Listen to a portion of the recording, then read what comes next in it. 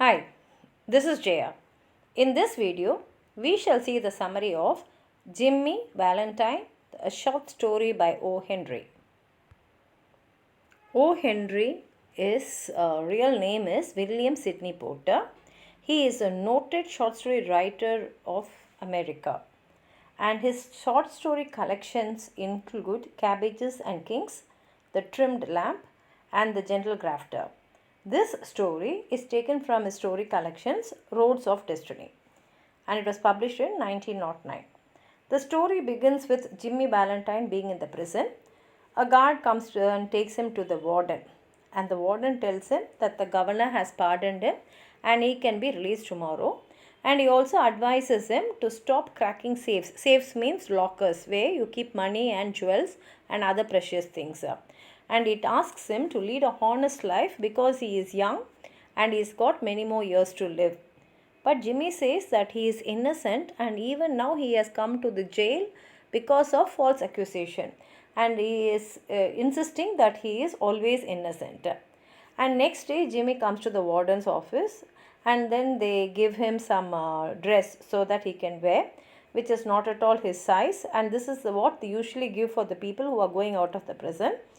And a clerk gives him a railway ticket and some money, and the warden also walks along with him, and in fact he even gives him a cigar as he walks out.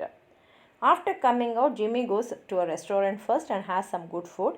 Then he boards a train and goes to a little town near the state line, and there he goes to a cave which is owned by Mike Dolan. And once he reaches there, Mike gives him a key, and he goes and he enters into the room at the back, and from there he takes out a suitcase. And when he opens the suitcase, he checks whether all the things are correct. And what is inside the suitcase is the tools which he uses to open the lockers to take the money. So we understand that he is really a criminal and who was acting very innocent to the warden. And after half an hour, he comes out of the cave, and this time he is well dressed, and he carries a suitcase along with him and walks out. And after his release, in that place, a lot of burglaries take place, and all the burglaries are in the same manner, and so they all come to the attention of Detective Ben Price. And Ben Price has been analyzing the cases which happened in Springfield, and actually that case only brought Jimmy to the jail earlier. And Ben Price finds out that all this robbery takes place in the same technique. So he feels that definitely Jimmy must be behind all this. And one afternoon, Jimmy comes to a little town known as Elmore. And there he sees a young lady on the street, and the moment he sees her, he falls in love with her.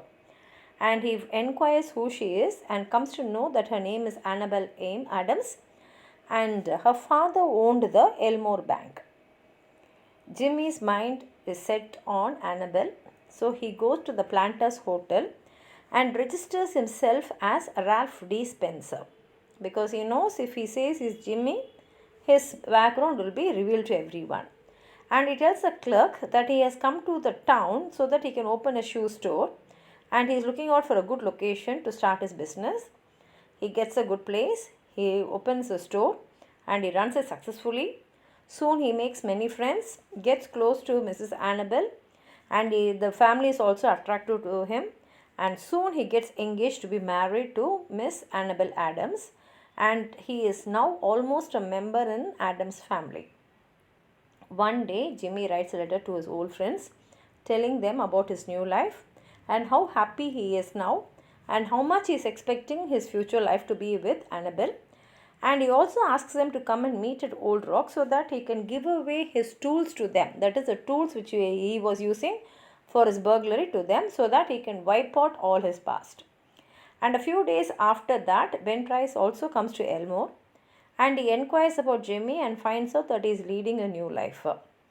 The next morning, Jimmy has breakfast with Adam family, and his plan is to go to the Little Rock that day and to buy his wedding suit and get something nice for Annabel.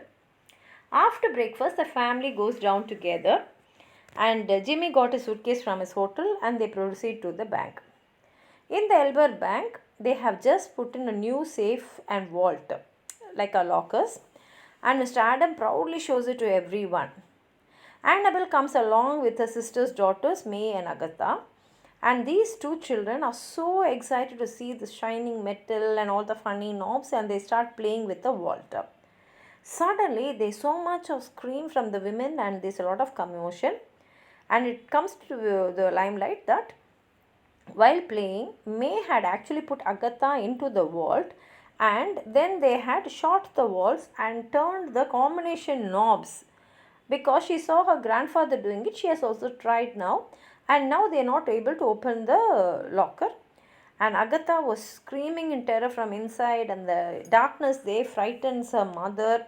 And so her mother also starts wailing, and nobody knew what to do. And Annabelle turned to Jimmy and pleaded with him to do something. Now, Jimmy knew that if he opens a locker which no one can open, there also a bank locker, people may suspect him. But now, seeing that there is no other way than to open the locker and save Agatha, he tells everyone to get away from the door, and he takes out all his burglary tools from a suitcase, and he sets to work, and he does not mind the people being there. It is as though no one is there, and in 10 minutes he opens the safe, and Agatha comes out safely in her mother's arms again. And Jimmy knows now that he is definitely going to get caught. So he walks towards a front door, although Annabelle is calling him out. And there he meets Ben Price, who has come there on hearing the news that a young girl is caught into the vault.